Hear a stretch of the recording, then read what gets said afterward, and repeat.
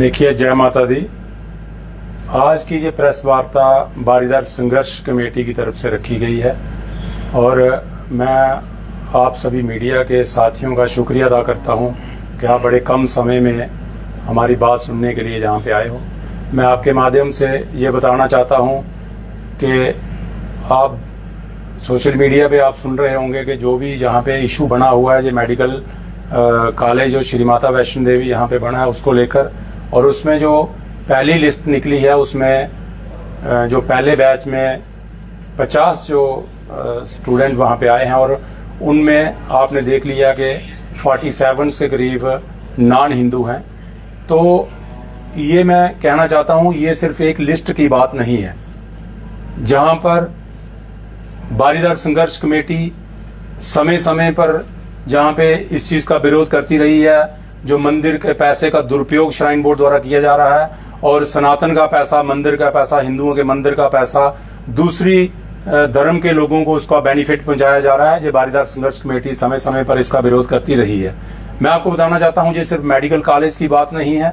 यहाँ पे श्री माता वैष्णो देवी यूनिवर्सिटी के अंदर धर्म के पैसे से, माता वैष्णो देवी के चढ़ावे के पैसे से बनी हुई यूनिवर्सिटी के अंदर हजारों स्टूडेंट जो हैं वो नॉन हिंदू यहां से पढ़कर डिग्रियां लेकर चले गए हैं और उस पे भी हमने विरोध किया। दूसरा मैं बताना चाहता हूं, यहाँ पे जो बीएससी नर्सिंग की मैं ये आप लिस्ट बताना चाहता हूं, वो आपने सिर्फ मेडिकल कॉलेज एक लिस्ट देखी थी। अब ये मैं बीएससी नर्सिंग की लिस्ट आपके सामने दिखाना चाहता हूं। इसमें 59 के करीब स्टूडेंट हैं और जिसमें 21 दूसरी कम्युनिटी के हैं। तो ये मैं कहना चाहता हूं कि श्राइन बोर्ड श्री माता वैष्णो देवी हमारे हिंदुओं के पैसे का दुरुपयोग कर रहा है और सनातन बजाय इसके कि सनातन के वेलफेयर के लिए इसको पैसे को लगाया जाए, सनातन के लिए इस पैसे को यूटिलाइज किया जाए, ये दूसरे धर्म के लोगों को बेनिफिट पहुंचाने के लिए इस्तेमाल किया जाता है। लेकिन अफसोस तब होता है जबकि श्राइन बोर्ड श्री माता वैष्णो देवी के अंदर जितने भी मेंबर्स हैं वो इन सारी चीजों को बर्दाश्त करते हैं और बिल्कुल उस पर साइलेंट रहते हैं। मैं ये कहना चाहता हूं कि श्री माता वैष्णो देवी श्राइन बोर्ड के सारे मेंबर्स ये क्लियर करें कि वो क्यों इस पे चुप हैं, क्यों ये इस पे नहीं बोलते।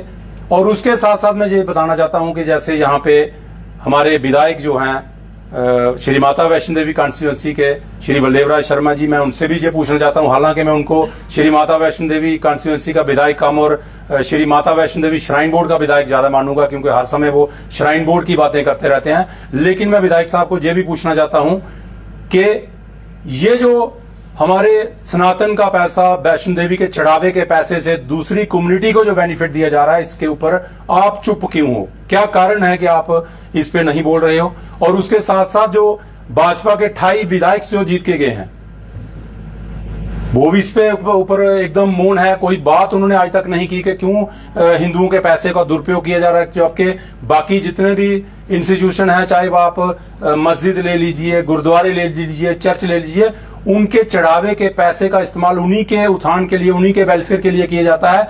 क्या कारण है कि सिर्फ माता वैष्णो देवी मंदिर के चढ़ावे का पैसा सनातन पे इस्तेमाल होने के बजाय दूसरे धर्म के लोगों के वेलफेयर के लिए इस्तेमाल किया जा रहा है? तो एक बहुत बड़ा संगीन इल्जाम श्राइन बोर्ड के ऊपर है और श्राइन बोर्ड इसके ऊपर बिल्कुल चुप्पी साधे हुए है। मैं आपके माध्यम से चेयरमैन श्राइन बोर्ड साहब से ये पूछना चाहता हूं कि आप भी इसके ऊपर स्पष्टीकरण दीजिएगा, क्या कारण है, क्यों हमारे साथ इतना धोखा किया जा रहा है, क्यों सनातन के साथ इतना धोखा किया जा रहा है।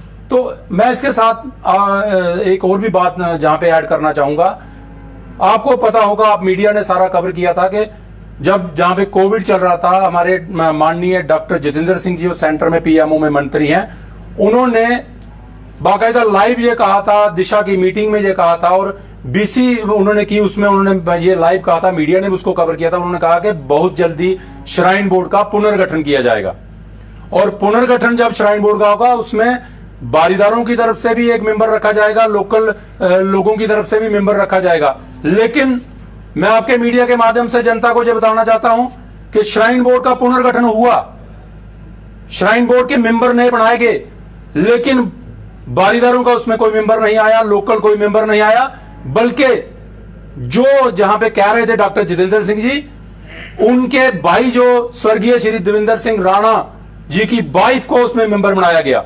तो मैं ये कहना चाहता हूं कि भाजपा इसमें सिर्फ पॉलिटिकल माइलेज लेने की खातिर पॉलिटिकल बेनिफिट लेने की खातर ये एक किस्म का, ठीक कहा मेरे कुछ साथियों ने कि इसको इन्होंने धर्म का दायरा कम और भाजपा का ऑफिस ज्यादा बना दिया है। तो मैं ये कहना चाहता हूं बहुत सारी कमी है इसमें। इसके ऊपर जितने भी हमारे हिंदू संगठन है, मैं उनको भी ये आपके माध्यम से पूछना चाहता हूं, कहां है विश्व हिंदू परिषद? वो क्यों इस इतने बड़े मसले पे, इतने बड़े घोटाले पे, इतने बड़े फराड पे चुप क्यों है? कहां है अपना आरएसएस? कहां है सनातन धर्म सभा जो कटरा में आए दिन छोटी छोटी बातों को लेकर बोलते रहते हैं? तो मैं ये कहना चाहता हूं हमारे कटरा की सनातन धर्म सभा जो है, जहां पूरे जम्मू कश्मीर की सनातन धर्म सभा, इस पे साइलेंट क्यों है?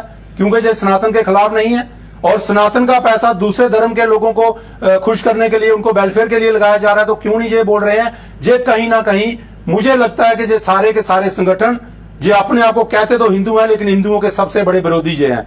अगर नहीं है तो इनको जल्दी अपनी पोजीशन क्लियर करनी चाहिए। मैं आपके माध्यम से इनसे ये अनुरोध करूंगा कि जितने भी ये संगठन है, चाहे विश्व हिंदू परिषद है, चाहे आरएसएस है, चाहे बजरंग दल है, चाहे सनातन धर्म सभा है, ये सारे अपनी पोजीशन क्लियर करें कि ये जो हिंदुओं का पैसा, माता के मंदिर के चढ़ावे के पैसे से दूसरे धर्म के लोगों को जहां पे बेनिफिट दिया जा रहा है, इसके ऊपर उनका स्टैंड क्या है?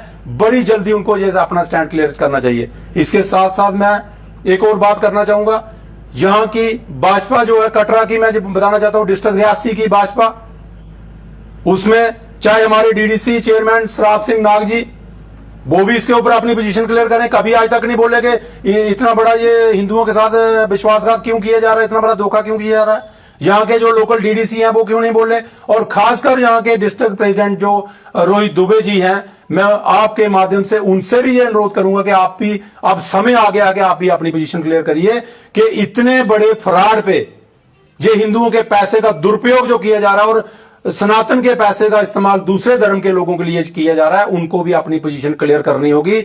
वरना बारीदार संघर्ष कमेटी इसको लेकर एक बड़ा प्रोटेस्ट करेगी, आंदोलन करेगी।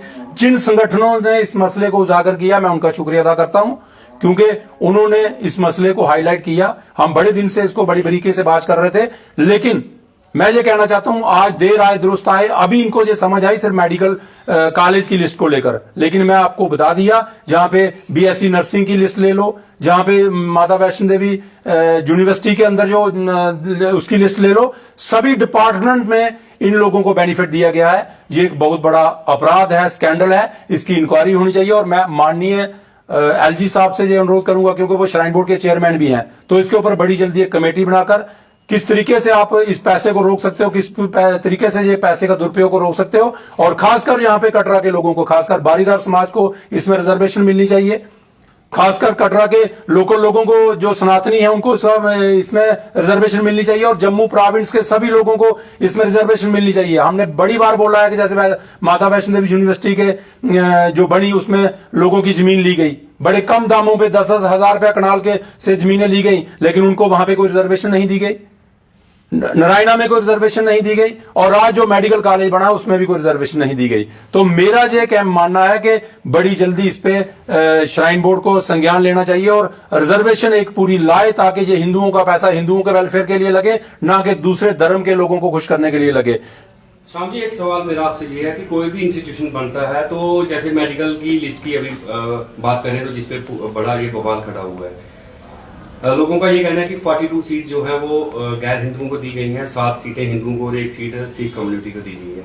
कोई भी इंस्टीट्यूशन जब बनता है तो उसका एक प्रॉपर एक पेपर होता है, जिसके जरिए स्टूडेंट्स उस पेपर को क्वालिफाई करते हैं और उन सीट्स को वो ग्रैब करते हैं। तो अगर कोई यहाँ का स्टूडेंट, उसको अगर श्रीनगर में सीट मिलती है जाके, तो क्या उसका भी वहां पे ऐसा ही विरोध होना चाहिए? देखिए, मैं इस लिस्ट की बात नहीं कर रहा हूं, मैं ये कह रहा हूं कि अगर 600 करोड़ रुपया कॉलेज बनाने के लिए श्री माता वैष्णो देवी श्राइन बोर्ड लगाता है, पैसा हिंदुओं का है, तो उसमें ऐसा होना ही नहीं चाहिए था। उसमें क्लियर कट पहले हिंदुओं को बेनिफिट होना चाहिए था। नहीं, पेपर भी होता है ना। सुशील जी, मैं ऐड करूं कुछ? जी जी। ऐसा है, देखिए, हमारी यूटी में ऐसा ही एक इंस्टीट्यूट जिसको गुलाम बादशाह यूनिवर्सिटी कहा गया है, जो शादरा शरीफ जिसको वो करता है, ठीक है ना, उसका भी एक आइन बना हुआ है। ये सारी जितनी भी कमियां में है ना, ये हम उन लीडरों की हैं जिनको हम चुन के अपने नुमाइंदों को आगे भेजते हैं। वहां उन लोगों के लिए 30 से 35% लोगों के लिए वहां रिजर्वेशन है। वो जितनी भी सीट्स वहां होती, मैं ये कहना चाहता हूं अपने भाजपा के उन विधायकों को 28 लोगों को कि जब हमारे हिंदुओं के हितों को कौन देखेगा? पैसा हिंदुओं का, पैसा चढ़ावेगा हिंदुओं का, और हिंदुओं की कोई बात नहीं वहां। लोकल लोगों की कोई रिजर्वेशन नहीं, जिनकी जमीनें चली गई, बारीदारों के बच्चों का कोई पूछा नहीं गया है। और हालांकि 2014 में या 2024 में जब देश के प्रधानमंत्री, यशस्वी प्रधानमंत्री 2 बार अपना इलेक्शन के मन से बोल के गए हैं कि बारीदारों की उनको बड़ी फिक्र है, तो कहां है बारीदार? बारीदार क्या खाली एक इलेक्शन मैनिफेस्टो में उन्होंने इसका रखा हुआ है? मैं एक सवाल पूछूंगा कि ये जो यहाँ पे 42 स्टूडेंट्स आए हैं, ये तो पेपर पास करके, देखिए उसकी हमें वो नहीं है, हम उनसे स्टूडेंट्स का क्या कसूर है? नहीं, उसका कोई नहीं, वो तो बिल्कुल प्रॉपर आए हैं। हमारा एक ही सवाल है कि हमारे हिंदुओं का पैसा, उससे बनी हुई यूनिवर्सिटी, हिंदुओं का क्या फायदा है? ये कौन पूछेगा? आपका कहने का मतलब है रिजर्वेशन होनी चाहिए। बिल्कुल रिजर्वेशन होनी चाहिए, लोकल लोगों की रिजर्वेशन होनी चाहिए। रिजर्वेशन एस्कॉम्स में है क्योंकि हिंदू यहाँ स्टेट में मिनॉरिटी पे है, तो उन्होंने हिंदू मिनॉरिटी यहाँ पे रिजर्वेशन कोटा रखा हुआ है एस्कॉम्स में बतलाने, सेम कोटा यहाँ देना चाहिए। कोटा नहीं है अभी। श्याम जी, आपसे एक सवाल और पूछना चाहता हूँ। यहाँ पर बलदेवराज शर्मा जो विधायक हैं कटरा के, उन्होंने एक मीटिंग की थी आईटीसी वेलकम में, यहाँ के सारे स्टेक होल्डर वहाँ पर मौजूद थे, यहाँ भी उनमें से कुछ बैठे हैं, और वहां पर उन्होंने बोला था कि श्राइन बोर्ड और कटरा के लोगों में जो खड़बड़ है उसमें वो ब्रिज बनेंगे। इसको लेकर क्या कहेंगे? देखिए आशीष जी, मैं बताना चाहता हूं, जो विधायक साहब कह रहे थे कि श्राइन बोर्ड और कटरा जनता के बीच में खाई बनी हुई है, मैं ये कहना चाहता हूं कि कटरा म्युनिसिपैलिटी की सारी इनकम श्राइन बोर्ड हड़प कर चुका है, और तभी विधायक जी बलदेवराज शर्मा जी थे, अभी भी उनकी खाई नहीं भरी है।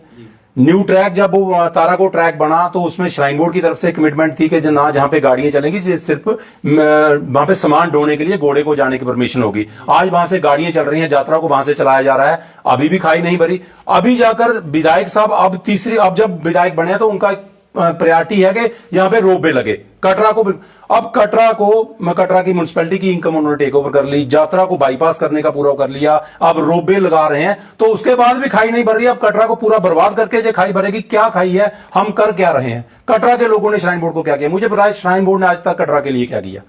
हमने तो कोई नुकसान नहीं उनको बचाया। मैं जो कहना, विधायक साहब वहां से कह रहे थे, मैं एक दिन सुन रहा था कि मैं श्राइन बोर्ड का शुक्रिया अदा करता हूं कि उन्होंने ये स्टेडियम हमें इस्तेमाल करने के लिए दिया। विधायक साहब कभी उन लोगों का भी शुक्रिया अदा करते थे जिनकी जमीनें जबरदस्ती से श्राइन बोर्ड ने लेकर ये स्टेडियम बनाया था। हमारे वो बारीदार भाई सनोत्रा और द्रोड़ा बरादरी के लोगों की जो मलकियत जमीन थी, उनके ऊपर जबरदस्ती श्राइन बोर्ड ने स्टेडियम बनाया। उनको 10-20 हजार रुपया कनाल जमीन देकर उन्होंने जबरदस्ती कब्जा कर लिया। तो उन लोगों का शुक्रिया अदा करने के बजाय आप श्राइन बोर्ड का शुक्रिया अदा कर रहे हो। मैं ये पहले भी कह चुका हूं कि विधायक साहब वो श्री माता वैष्णो देवी श्राइन बोर्ड के विधायक हैं। मैं ये कहना चाहता हूं कि अगर आपको इतनी चिंता है तो आप क्यों नहीं खाई को इसको पूरी कर सके? आप दूसरी बार विधायक बन रहे हो। कटरा के बहुत सारे ऐसे इशू हैं, हम इस पे ज्यादा नहीं जाना चाहेंगे। आज की ये प्रेस वार्ता इसलिए थी कि माता रानी के चढ़ावे के पैसे का दुरुपयोग हो रहा है और वो दूसरे धर्म के लोगों के लिए कह रहा है। मैं विधायक साहब को तब मानता, असेंबली चल रही थी, असेंबली में वो ये सवाल तो पूछते सरकार से कि इसके लिए आपने कोई रिजर्वेशन पॉलिसी लाई, या एलजी साहब से आप असेंबली छोड़ के एलजी साहब को बुके देने चले गए थे आप, तो एलजी साहब को यही पूछ लेते कि मेडिकल जो नई लिस्ट निकली है उसमें आपने ये क्या किया। और ये ठीक है, जैसे सुशील जी ने बोला, उसमें स्टूडेंट्स की कोई गलती नहीं है, वो तो प्रॉपर एक एग्जाम पास करके आए हैं। लेकिन क्या ये सारा पैसा, अब मान लो 600 करोड़ रुपया मेडिकल कॉलेज के लिए लगा है, तो 600 करोड़ रुपया था किसका? मंदिर का पैसा। मंदिर के पैसे से कॉलेज बनता है और उसमें 90% रिजर्वेशन जो सीटें जो हैं वो उनको दी जाती हैं जो इस धर्म को मानते ही नहीं है। तो ये एक बहुत बड़ा अपराध जो है किया है इन्होंने। मैं ये कहना चाहता हूं कि इसको फौरी तौर पे ये एक ऐसा सिस्टम बनाए जिसके लिए ये पूरा का पूरा सनातन के लिए ये रिजर्व रहे, और खासकर बारीदारों के लिए रिजर्व रहे और कटरा के लोकल लोगों के लिए रिजर्व रहे। आने वाले दिनों में क्या रणनीति रहेगी? क्योंकि ये देखा जा रहा है कि पूरे हिंदुस्तान में ये मामला तूल पकड़ रहा है। ये तो आप बारीदार संघर्ष समिति की क्या रणनीति रहेगी अगर उस लिस्ट को, जैसे डिमांड है, बड़े सारे लोगों की डिमांड है कि उस लिस्ट को कैंसिल किया जाए? देखिए सुशील जी, हमारी तो बारीदार संघर्ष कमेटी तो पहले दिन से लड़ रही है। मैं ये कहना चाहता हूँ, छोटी छोटी बातें थी, चाहे वो आप लगा लो जहां पे स्वास्थ्य का अपमान हुआ, सिर्फ बारीदार संघर्ष कमेटी बोली। जहां पे श्राइन बोर्ड द्वारा और भी कहीं मतलब सनातन के विरुद्ध काम किए गए, सिर्फ बारीदार संघर्ष कमेटी बोली। लेकिन अब ये मैं कहना चाहता हूं कि अब तो पूरे हिंदुस्तान के लोग ये समझ चुके हैं कि श्राइन बोर्ड जहां पे हिंदुओं के पैसे का दुरुपयोग कर रहा है।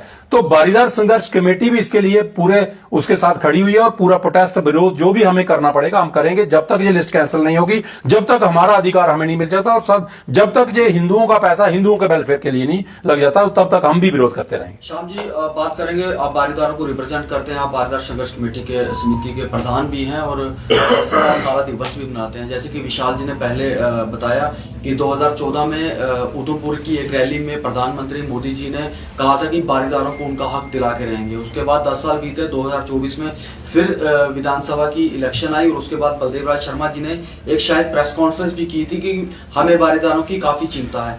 क्या लगता है कि भाजपा बारीदारों को इंसाफ दिलाने के लिए सक्षम है या सिर्फ वो आपको राजनीति रणनीति तय कर रही है और आपको सिर्फ वोट बैंक यूज करती है? देखिए, अगर उनको करना होता, जब प्रधानमंत्री साहब 2014 में बोल गए तो उसके बाद कर लेते। उसके बाद जब अभी इलेक्शन थी उसी समय भी बलदेव शर्मा जी ने कहा था कि मैंने ये एक मेमोरेंडम उनको दे दिया है, जो इनकी मैनिफेस्टो कमेटी के चेयरमैन थे उनको दे दिया और बारीदारों के लिए बड़ी चिंता थी उनको। लेकिन जब असेंबली में गए हैं उसके बाद बारीदारों की कोई बात नहीं की। तो ये आप समझ सकते हो कि जैसे भाजपा जहां पे राजनीति कर रही है, वरना इनके 28 विधायक हैं। कभी एक बार तो प्रधानमंत्री जी की कमिटमेंट के ऊपर बोल तो दीजिए।